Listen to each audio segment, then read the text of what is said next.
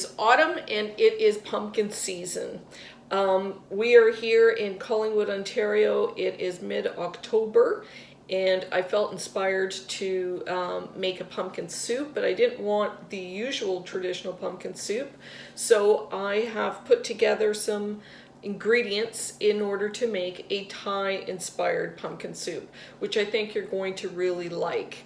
Now, before I get to the recipe, I thought I would show you where I get the pumpkins from. They actually come from a local farm called Morrison Farms, and they grow a huge variety of not only pumpkins, but squash. It was really something to see all the varieties that are available. It was totally a feast for the eyes being there. So I thought maybe you would like to see where I get the pumpkins from before I get started on the recipe. So watch this. This is really an outstanding pumpkin farm with all kinds of varieties of pumpkins that are just fantastic. I give you a 360 view of the farm. Right off of here, Ontario, right here in Collingwood. And there's also a corn maze for the kids.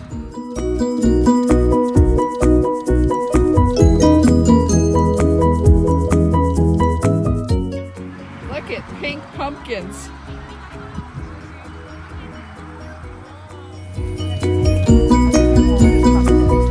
Your pumpkin out? Look at the beautiful varieties of pumpkins. You like the farm, Chester? Here are all the pumpkins that I bought. Fresh off the farm. That was an awesome time at the farm. I just loved seeing all the varieties of pumpkins and squash. I hope you enjoyed it as well. So today we're going to make a Thai-inspired pumpkin soup. So pumpkin soup that has a lot of the Thai ingredients. It is also good for people who are lactose intolerant because we're actually using coconut milk as opposed to regular milk, and it is fairly low in carbs. So I've made my own pumpkin puree, and it was very easy. I used a pumpkin that's used for making pies, and it gave me probably 8 cups of puree. Today I'm using 1.5 cups, so I'll just show you quickly how I did that. I actually cooked the pumpkin for 50 minutes at 350 degrees. So take a look at this.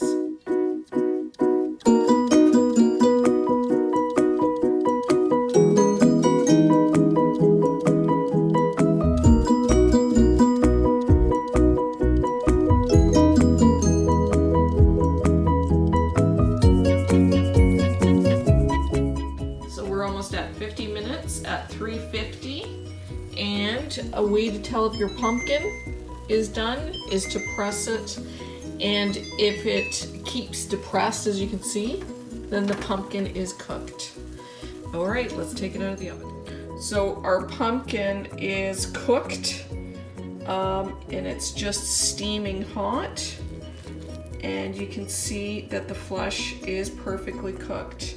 So now we're just going to scoop all of the flesh out, and we're going to set it to the side to cool. The pumpkin puree is very easy. It's no problem. Now pumpkin actually has approximately 8 to 9 net carbs in 1 cup. It's fairly low in calories. It's high in antioxidants, so it's good for your immune system. But one of the things that's really prominent in pumpkin is the fact that it's so high in beta carotene, which is converted by your body into vitamin A. Vitamin A is essential to good eye health. So pumpkin puree has lots of benefits, but it's especially good for your eyes. Now, vitamin A, on a side note, is also retinol. So if you know about anti-aging products, one of the key active ingredients is usually retinol. So as opposed to applying your retinol topically, you can now eat your retinol by eating some pumpkin puree and get that beauty working from the inside out. Now, in terms of what we need for this recipe, we're going to need 2 ribs or 2 stalks of celery. We're going to need a whole onion, 1 carrot. We're going to need the lime of half, or the juice of half of a lime. We're going to need the zest of the entire lime, 1 to 2 bay leaves, 3 cloves of garlic, about an inch of fresh ginger, a handful of cilantro, and we're going to need 2 kaffir leaves. And kaffir leaves comes from the kaffir limes. This is an Asian lime. The leaves have a very distinctive flavor that really you would be able to identify in any Thai dish, along with lemongrass. They both taste very, very similar. So the fragrance and the flavor is that of lemon or lime zest. So if you can't find these leaves, which you usually can in Asian markets, and when I'm able to find them, I buy a whole bag. They're super inexpensive, and I pop the bag in the freezer, and the leaves are always good. They'll stay fresh for a good year. If you don't have that or the lemongrass, then use the zest of the lime in order to get that flavor. The other thing we're going to need is 1 can of coconut milk, some turmeric, some powdered mustard, some salt, pepper, and a couple of cups of water. So let's move this over to the stove. So we're going to start by turning on our stove to just a little bit over medium, and we're going to add about a tablespoon of olive oil or canola oil, and we're going to heat that up. And then we're going to slowly start adding all our hard vegetables. So we're going to start off with the onion and the carrots and the celery, and we're basically going to stir fry it until it becomes golden brown. Then we're going to add our spices, and we're going to roast our spices. It's going to give it a lot of flavor. And then we'll add our liquids at the end. So let's wait until this heats up. So I've just added about a tablespoon or 2 of oil to my pot, and I'm just making sure that it's heated up because I want this to start frying as soon as it hits the pan. And you can hear it sizzling. So I'm going to start with the onion and the carrots and the celery.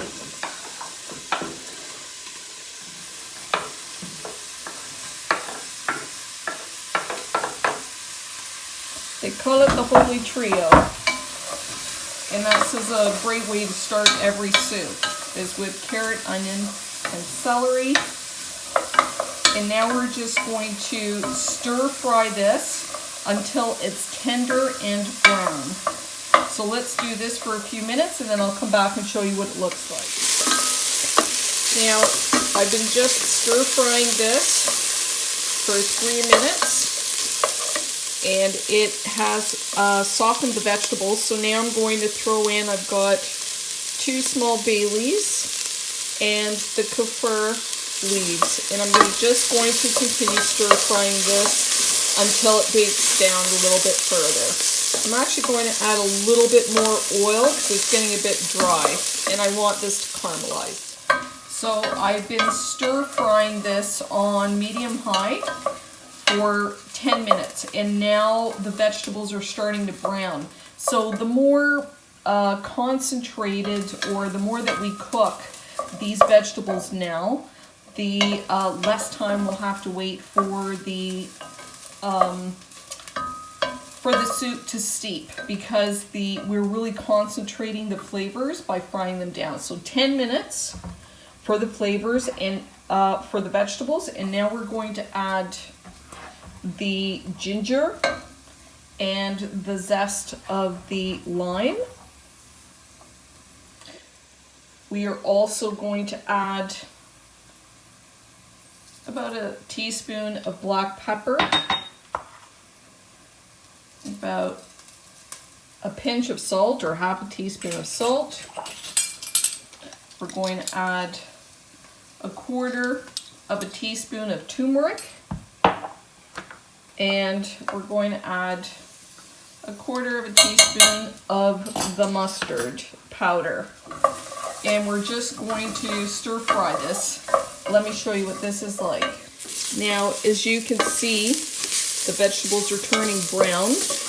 And with the addition of our spices, we're also toasting our spices. And this is going to give us it's just going to give us a great depth of flavor. Now at this point, things are getting a bit dry. So I'm going to turn my stove down to medium. And I'm going to add my garlic. And we add the garlic at the end because if you add it too early and it burns, it makes it bitter. So just continue stir frying this again,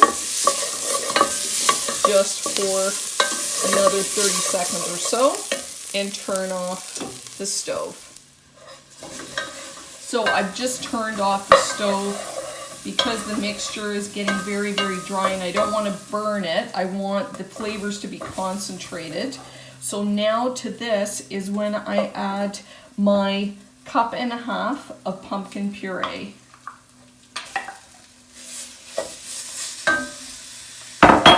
And I'm just going to mix that with the vegetables. And you can hear it sizzling because the pot is hot, but the flame is off. And I'm just going to combine this. So I have combined the pumpkin puree, and it's developing a little crust on the bottom of the pot where all the spices have been toasted, and this is just going to add to the flavor. So now we're going to add our cup of water and the can of coconut. So now I'm going to just turn my stove back on medium heat, and to my mixture I'm going to add 2 cups of water. And the water, as I'm mixing it around, is going to pick up all those little burnt bits that are at the bottom of the pot.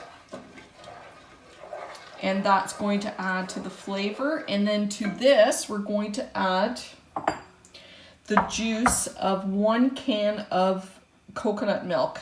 And I love this label. It's Grace coconut milk. There's tons of coconut cream in it, which is what I want. So I actually had popped this in the freezer for about 20 minutes. So you can see that when I pour out the milk,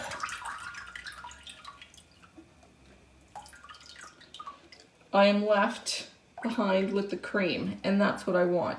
So I'm going to reserve that cream to make my sour cream that we're going to use to dress the soup.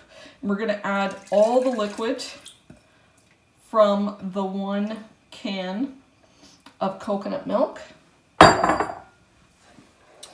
And then we're going to stir to combine. So the soup is on medium heat, and we're just combining everything.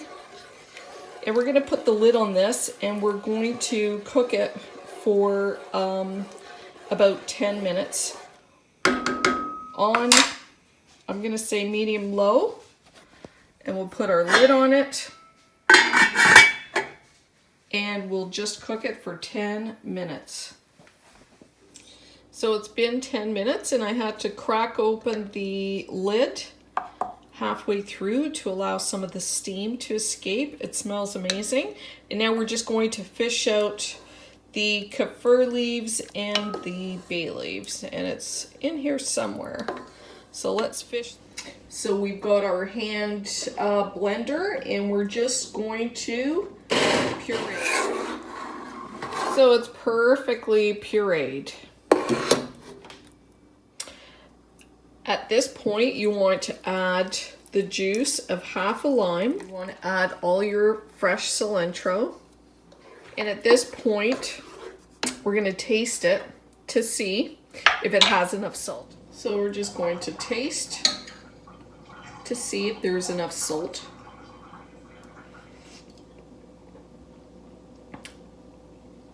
It's very good. I could use a pinch more salt. Let me just add that. And if you like it hot, at this point you could also add some chili peppers. And that's it. So with the coconut cream, we're going to scoop it out. And it probably wouldn't be a bad idea to keep this in the fridge while you are making the soup. And then we're just going to squeeze the other half of that lime juice.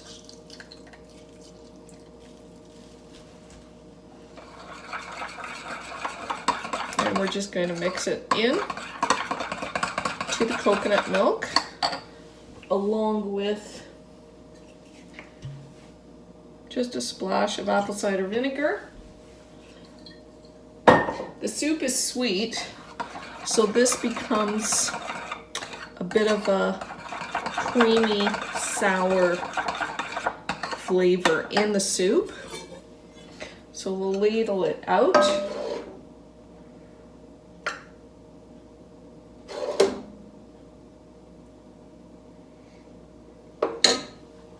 Our soup, and we have our coconut cream and the lemon, and we're just going to swirl it. We can add some cilantro, or we can add a few sprigs of parsley.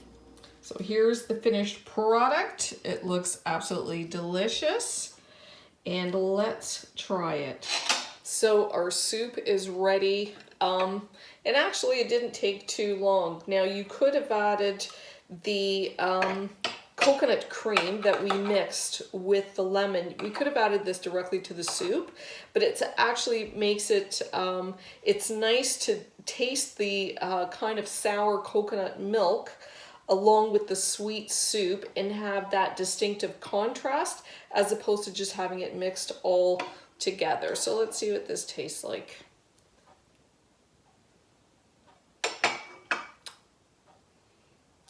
It's very nice. It's a little bit different. It's not your typical pumpkin soup.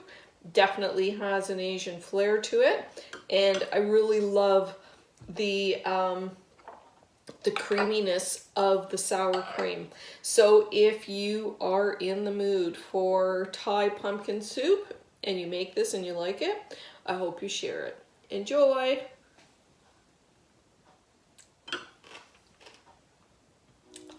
Very good.